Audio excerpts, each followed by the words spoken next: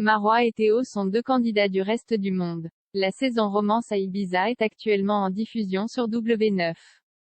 Et on peut dire que les deux candidats ont eu un véritable coup de foudre l'un pour l'autre. Leur attirance mutuelle, leur alchimie et leur complicité étaient visibles dès le premier épisode. À tel point qu'ils se sont rapidement mis en couple, après seulement quelques épisodes. Les téléspectateurs ont alors eu droit à un véritable baiser de cinéma entre eux, dans l'eau après une activité aquatique. Tous leurs camarades ont été ravis de voir leur idylle se concrétiser. Mais a-t-elle duré après l'aventure? C'est la question que beaucoup d'internautes se posent. Théo s'est fait connaître du grand public dans la Villa des Cœurs Brisés 5. Durant cette aventure, le jeune homme s'était mis en couple avec Cassandra. Une histoire passionnelle mais aussi très tumultueuse. Cette relation s'est finalement achevée après plusieurs tromperies de la part du candidat envers sa belle.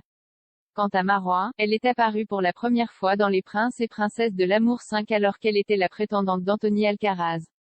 Et si Théo n'a pas été correct avec Cassandra, il comptait bien se rattraper avec Marois. Malgré tout, leur idylle n'aura pas fait long feu. Et la raison n'est pas celle qu'on pourrait croire. En effet, la jolie brune n'a pas été freinée par la réputation de séducteur de son nouveau chéri. C'est bien un autre élément dans leur relation qui a fait défaut. C'est Marois qui aurait mis fin à sa relation avec Théo, avant même la fin de l'aventure du reste du monde. Et les raisons sont assez claires. Pour la candidate, son couple était bien trop plat. C'est le compte Instagram Clash TV Show qui dévoilait les raisons de cette rupture. Elle disait à l'époque que dans sa relation avec Théo, il n'y avait pas assez de piment et que c'était plat.